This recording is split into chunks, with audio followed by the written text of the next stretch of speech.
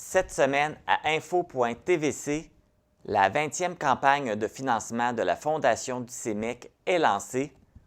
C'est la période des impôts et on en discute dans la chronique de la CEF. L'Aquaneige est de retour pour une 45e édition et ça commence avec un souper de lancement. On fait le suivi de la construction de la crèmerie café Maison Loup à Sébec. Et le maître nageur Davy Boudreau se prépare pour les championnats canadiens qui se dérouleront en Alberta. Bonne émission!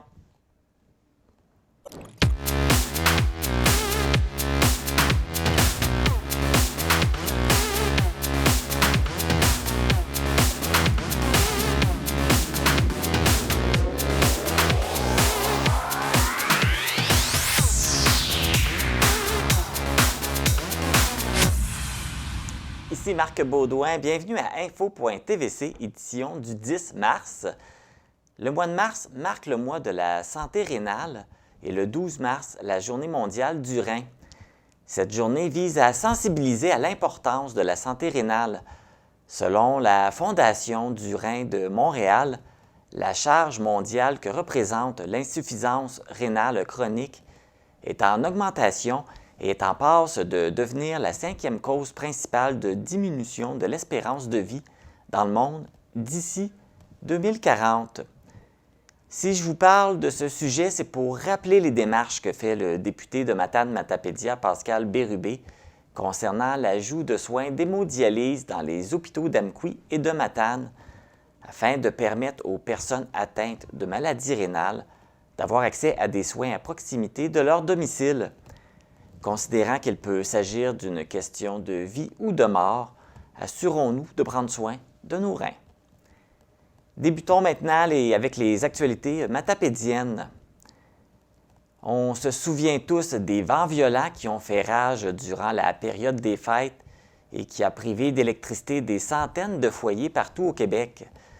Le ministère de la Sécurité publique du Québec a ajouté 37 municipalités supplémentaires provenant des régions du Bas-Saint-Laurent, de la Côte-Nord et de la Gaspésie dans son programme général d'indemnisation et d'aide financière lors de sinistres réels ou imminents. Dans cette liste, on retrouve 4 municipalités de la Matapédia, soit Albertville, Coasapscal, Saint-Moïse et Sainte-Marguerite-Marie. Ces municipalités sont donc maintenant admissibles à des dédommagements pour les conséquences causées par la tempête des 23 et 24 décembre dernier. On vous avait annoncé il y a quelques semaines la nomination de Guillaume Viel comme directeur général à la ville d'Amqui. Voici que maintenant 2 autres municipalités ont accueilli de nouvelles directions générales au sein de leur municipalité. Du côté de la municipalité de Saint-Damas, c'est Vanessa Caron qui occupera ce poste. Et pour la municipalité de Lac-aux-Saumons, il s'agit de Cynthia Fontaine. On vous souhaite du succès dans vos nouvelles fonctions. Attendue depuis le 15 janvier, la boutique La Cachotterie, située à l'église de la municipalité de Sainte-Florence, a ouvert ses portes aujourd'hui à 13 h. Il est maintenant possible de se procurer des articles usagés en bon état à des coûts abordables. Les heures d'ouverture sont le vendredi de 13 h à 16 h et de 18 h à 20 h et le samedi de 13 h à 16 h. Un événement pour lancer officiellement les activités du petit commerce devrait avoir lieu en avril ou en mai. Pour toute information, consultez la page Facebook La Cachotterie. La Maison de la culture de la gare patrimoniale de Sébec offre à la population un atelier d'art floral sous le thème de Pâques. Cet atelier sera offert par la designer florale Dominique Houle, connue dans la région en tant que propriétaire de la maison d'hôte Le Lièvre à bicyclette, située dans l'ancien presbytère de Sébec. L'atelier se déroulera le 1er avril à la Maison de la culture de la gare patrimoniale de Sébec, de 9 h à 15 h. Comme les places sont limitées, vous devez vous inscrire avant le 17 mars, soit par téléphone au 514-233-6886 ou par courriel à info.dehoule, gmail.com. Les coûts pour suivre l'atelier est de 125 $. Le café, des fleurs fraîches, des végétaux et du matériel sont inclus dans les frais d'inscription. Vous serez également éligible pour un tirage. Bon atelier! Si vous êtes âgé de 15 ans et plus, que votre revenu annuel pour 2021 était à moins de 20 000 $, si vous êtes un particulier, ou moins de 35 000 $ si vous êtes une famille, et que vous consacrez plus de 30 % de votre revenu net à vous loger, vous pourriez avoir droit à une compensation de 500 $. Depuis le 1er décembre, le gouvernement du Canada a mis en place l'allocation canadienne pour le logement d'une valeur de 500 $ afin de faire face à l'inflation et à la hausse du coût de la vie. Pour connaître si vous êtes admissible ou faire une demande à cette compensation financière, vous devez vous rendre sur le site Internet de l'Agence du revenu du Canada et ouvrir une session à mon dossier. Vous pouvez également téléphoner à l'Agence de revenu du Canada.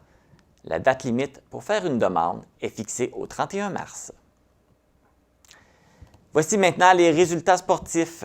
Dans la Ligue de hockey senior Desjardins de la Gaspésie, le Bar Laser de Cours-Abscal a joué ses 2 premiers matchs de la deuxième ronde des séries éliminatoires contre Fondation BA de Trois-Pistoles la fin de semaine dernière.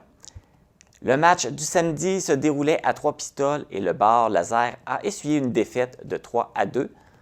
François Abud et Ludovic Lefrançois ont été les marqueurs de l'équipe matapédienne. C'est le lendemain que s'est déroulé le second match sur la patinoire du Bar Laser. L'équipe de Cours-Abscal s'est emparée de la victoire avec un résultat de 5-3. Les marqueurs ont été Maxime Charret, François Abud, Steven Leclerc et Ludovic Lefrançois avec 2 buts. C'est Alexandre Michaud qui était devant le filet. On vous présente la vidéo du but de François Abud, fournie par Alexandre Lévesque et accessible sur la page Facebook du Bar Laser Hockey de Cours-Abscal.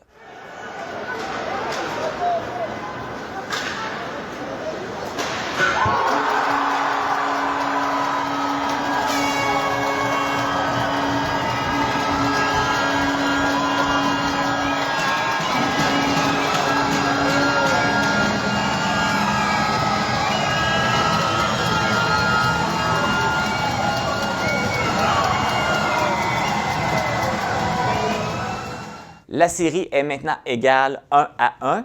Le prochain match a lieu ce soir à 21 h à Trois-Pistoles. Le second match aura lieu ce samedi 11 mars à 20 h à Cours-Abscal.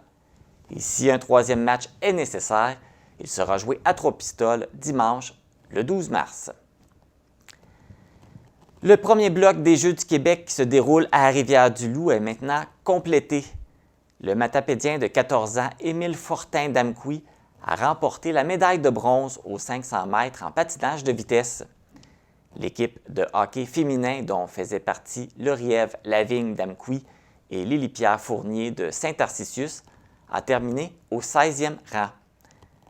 Nous suivons maintenant les disciplines du deuxième bloc qui a débuté le 8 mars avec nos matapédiens de Lac-au-Saumon, Raphaël Cyr-Godreau en hockey masculin, Édouard Hébert en ski de fond et Rosalie Gendron en judo.